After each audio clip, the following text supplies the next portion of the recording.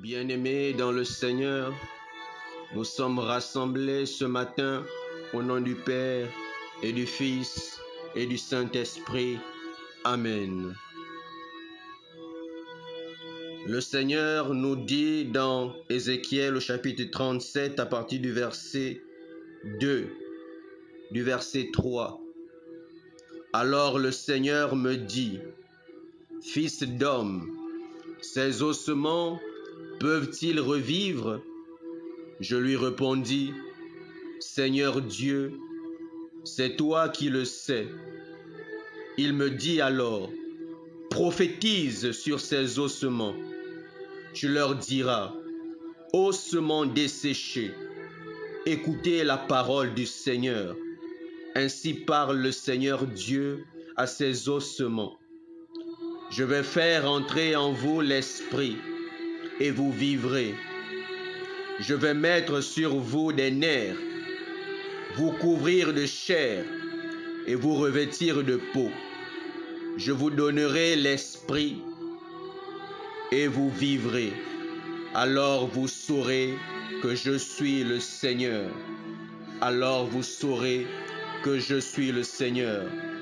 Je prophétisais comme j'en avais reçu l'ordre.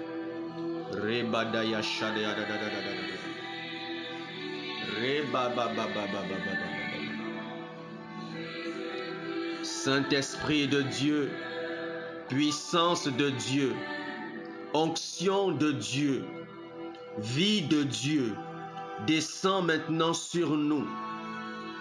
Nous voulons prophétiser ce matin la vie en toi, la vie Zoé, la vie Zoé, la vie de Dieu, la vie impérissable. Parce que maintenant, le Seigneur me charge de redonner vie à tout ce qui est mort en toi. Et ce matin, je viens prophétiser sur toi, prophétiser sur ta vie, prophétiser sur tes nerfs, prophétiser sur ta chair, prophétiser sur ta peau. Mon frère, ma soeur, je redonne la vie à tout ce qui est mort en toi. Je déclare maintenant que dans ton corps, tout ce qui était mort, tout ce que l'ennemi avait déclaré mort, tout ce que l'ennemi avait manipulé pour apporter la mort dans ton corps, je déclare ce matin que tu la vis ce matin, la vie te soit redonnée. Tu étais comme ces ossements desséchés, tu étais conduit à la mort par l'ennemi, tu étais vivant mais mort spirituellement. Je te déclare ce matin que tu reçois la vie. Le Seigneur me mandate ce matin pour te redonner la vie, pour parler sur ces ossements de ta vie, sur les ossements de ton corps, sur les ossements de ton âme. Je prophétise la vie en toi au nom de Jésus. Alors je parle à ton corps qui m'entend maintenant, qui a des oreilles. Je demande, je déclare la vie en toi. Et je parle d'abord à cet esprit, cette mort qui est en toi, que les esprits ont mis en toi, que les hommes des ténèbres ont mis en toi. Je vous parle maintenant, vous m'entendez? Je vous chasse maintenant de ce corps. Je vous chasse de ces corps au nom de Jésus. Parce que le Seigneur ouvre son ciel et la relâche une restauration nationale, une restauration sur son peuple. Pas une restauration de quelques personnes, mais de plusieurs personnes ce matin.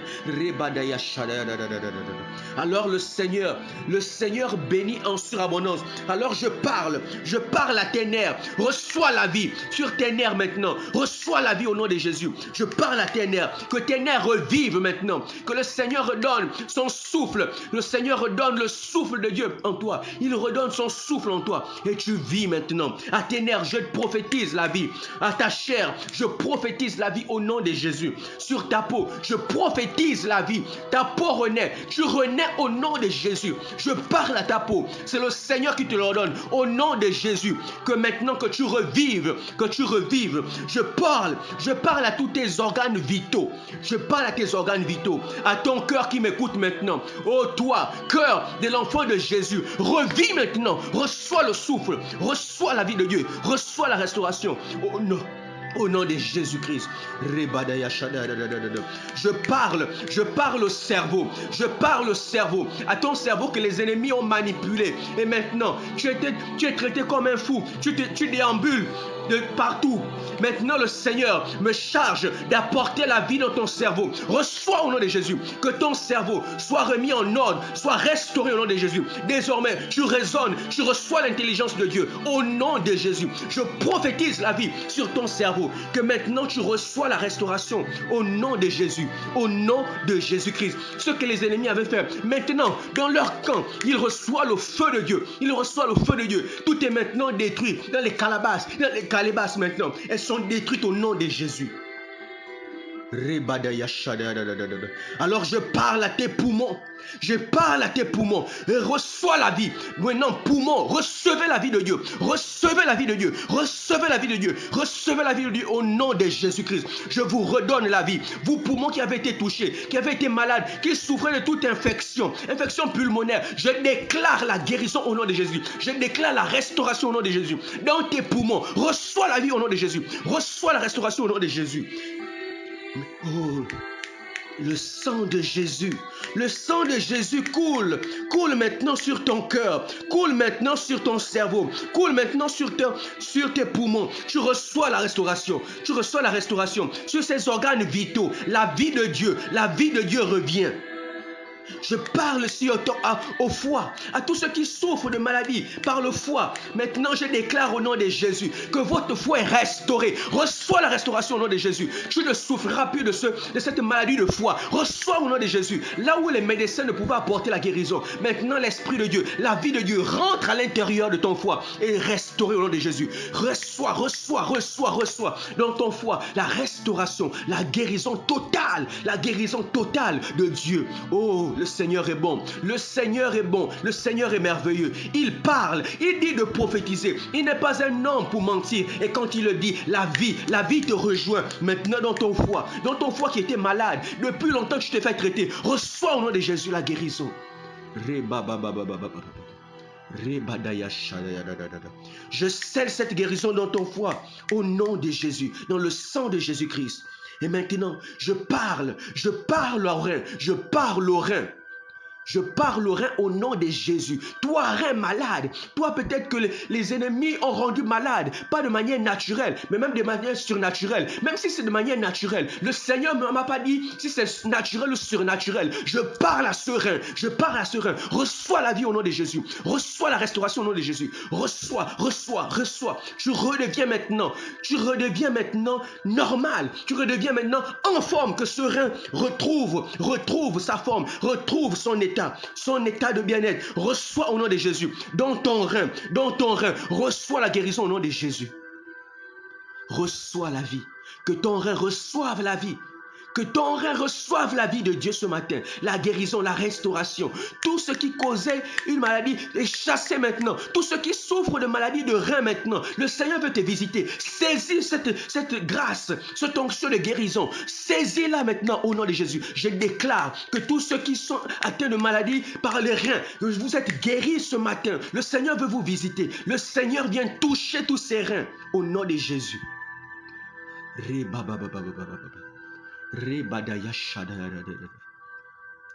Et maintenant le Seigneur vient toucher la peau de chaque personne. Tu as cette maladie de peau.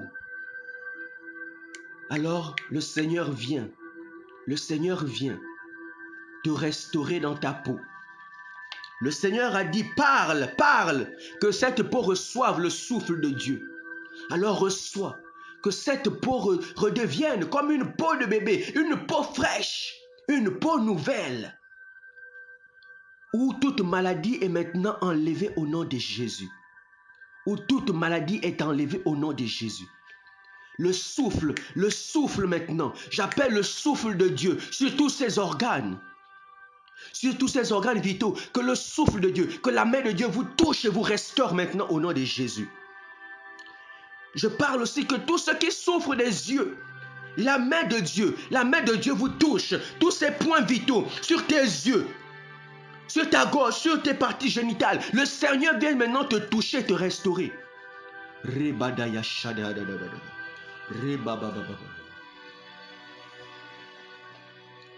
Merci Seigneur de toucher tous ces corps malades, tous ces corps morts, morts spirituellement et même morts physiquement, où les médecins ont déclaré la mort. Mais toi, tu rapportes la vie maintenant, dans les hôpitaux, dans les maisons. Toi qui me reçois, toi qui m'entends, reçois la vie de Dieu au nom de Jésus. Toi-même, donc, tu te lèves chaque matin, tu ignores que tu as une maladie. Le Seigneur t'accorde maintenant la restauration ce matin. Le Seigneur te guérit ce matin. Alors prie de là où tu es, saisis cette guérison. Là où tu as mal, touche maintenant. Toi qui souffres peut-être de maladies de cœur, de cerveau, de la peau, du poumon, du foie, des reins, ou toute autre partie de ton corps, de ces organes internes et externes, le Seigneur vient te toucher maintenant et te restaurer. Le Seigneur te touche maintenant. Alors j'appelle le souffle des 4 points cardinaux, des 4 vents. J'appelle le souffle et te rejoigne maintenant dans ton corps. Tu es restauré au nom de Jésus. Du nord, du sud, de l'est, de l'ouest, j'appelle ces vents, ce souffle de Dieu, que le Seigneur relâche maintenant, qu'il vienne te rejoindre dans ton corps. Des 4 coins du monde, le souffle vient rejoindre ton corps mort, ton corps malade. Que le souffle de Dieu vienne maintenant redonner vie. Alors même tous ceux qui étaient dans des tombeaux, le Seigneur vous sort de vos tombeaux, du tombeau de la mort, du tombeau de la maladie. Il vous sort maintenant de ce tombeau au nom de Jésus. Sortez maintenant de votre situation. Vous êtes restaurés au nom de Jésus. Oh, merci Seigneur. Merci Seigneur pour la vie que tu redonnes à ces ossements, à ces corps malades. Merci pour le souffle que tu remets dans ces corps morts, dans ces corps malades. Viens des 4 vents esprits, et souffle sur ces corps malades, souffle sur ces morts, souffle sur ces malades, et qu'ils vivent, et qu'ils soient guéris, qu'ils soient restaurés au nom de Jésus. Alors vous saurez que je suis le Seigneur, nous dit la parole de Dieu. Je te rends grâce, Seigneur, je te dis merci. Merci pour la vie que tu redonnes dans ces corps malades. Alors rends grâce au Seigneur. Rends grâce au Seigneur. Rends grâce au Seigneur. Et tu peux continuer d'appeler cette vie, cette restauration en toi. Parce que le Seigneur me demande de prophétiser la vie en toi. Et maintenant, la vie est en ton corps. La santé est en toi. Tu peux jubiler, tu peux te lever maintenant. Mon frère, ma soeur, je scelle cela dans le sang de Jésus. Je scelle cela dans le sang de Jésus. Je scelle cela dans le sang de Jésus.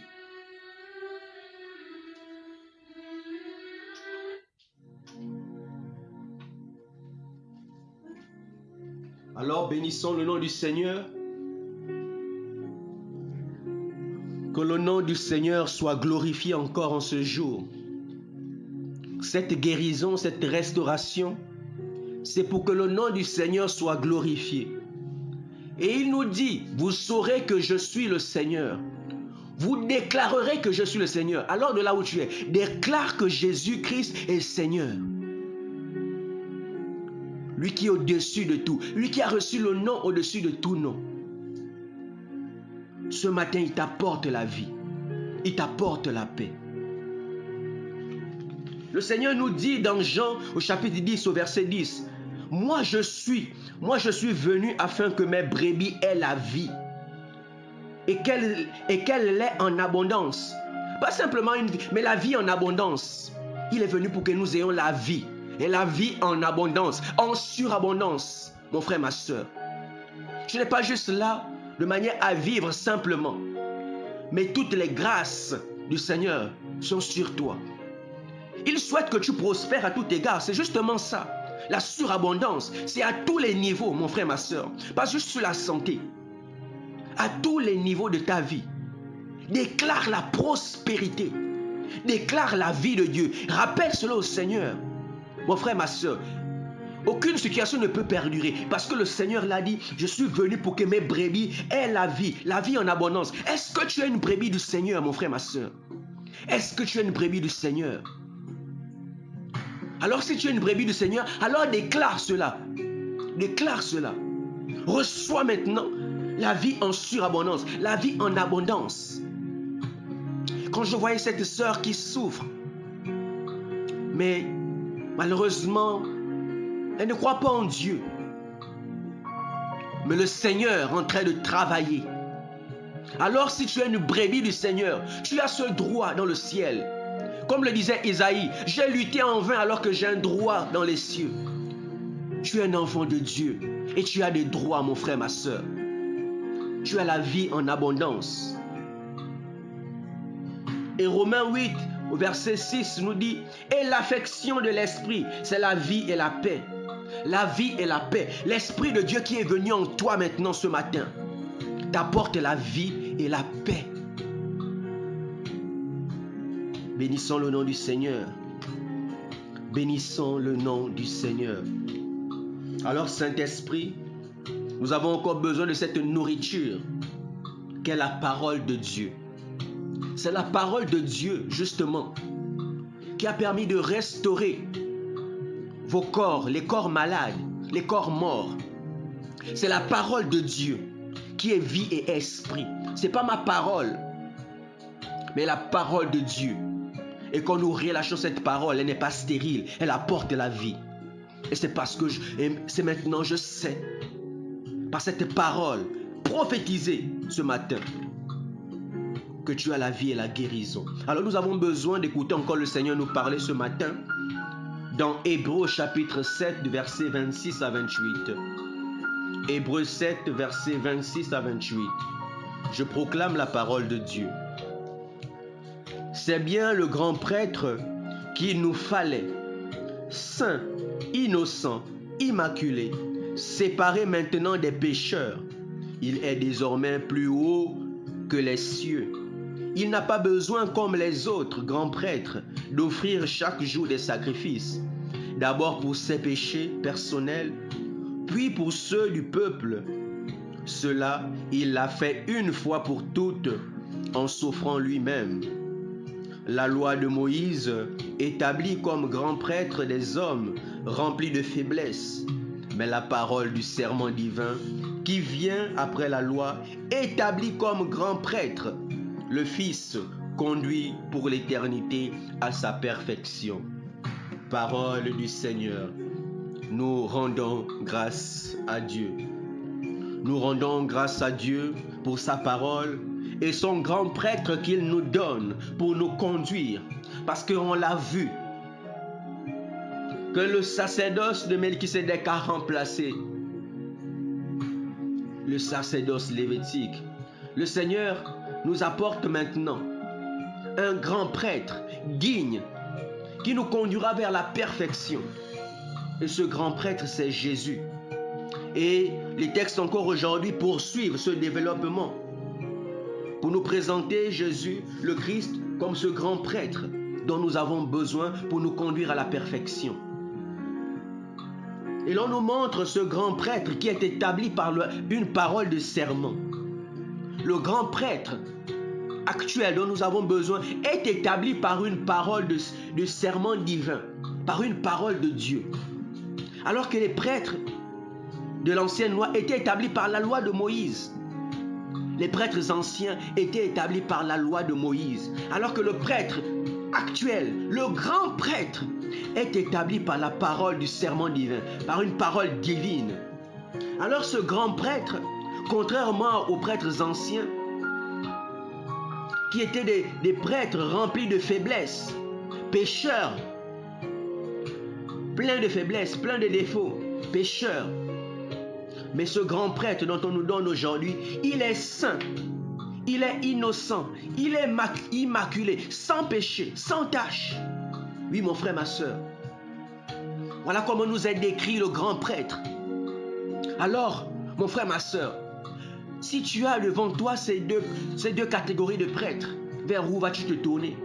Vers ces prêtres remplis de faiblesse ou vers ces prêtres, ce grand prêtre saint, innocent, immaculé? Alors regardons à notre berger, notre grand prêtre Jésus-Christ. Et on nous dit que ce grand prêtre, Il n'est plus parmi les pécheurs, séparé maintenant des pécheurs. Il n'a plus besoin d'être parmi les hommes pour continuer d'intercéder pour nous, pour continuer de nous accorder cette vie dont nous avons besoin. Mais alors que les prêtres anciens sont dans le peuple, sont parmi les pécheurs et sont eux-mêmes pécheurs. Mais lui, ce grand prêtre, est venu et accompli son sacrifice et il est reparti. Et il vit éternellement, contrairement aux autres grands prêtres qui sont morts et après d'autres prêtres viennent pour continuer la fonction.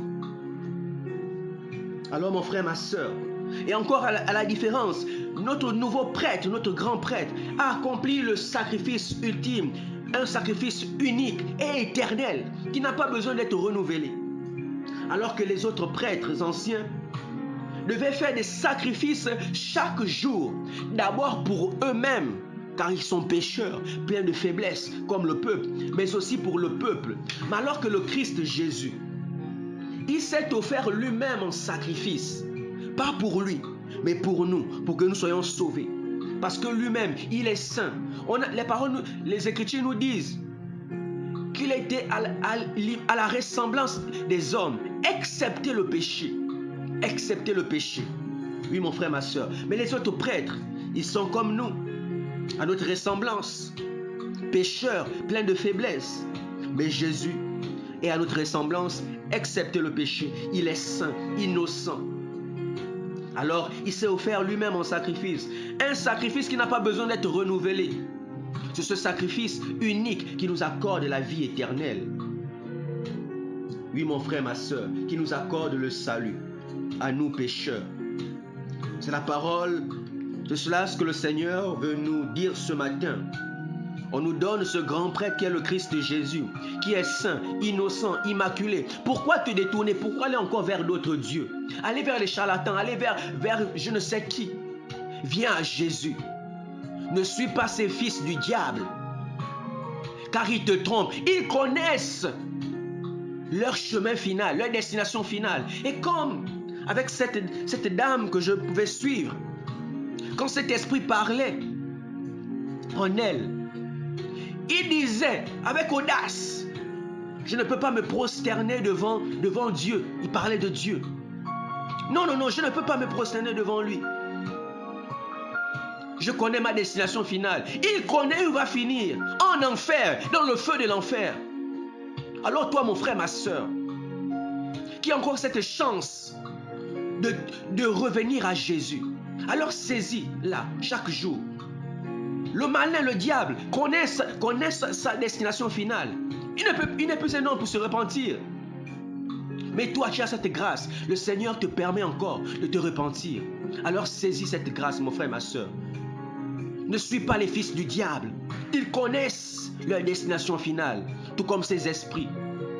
Ils se prosterner seulement devant le diable, qui est grand même pour arriver à lui. Il dit prendre des ailes d'abord pour arriver vers lui. Il ne peut se prosterner que devant lui.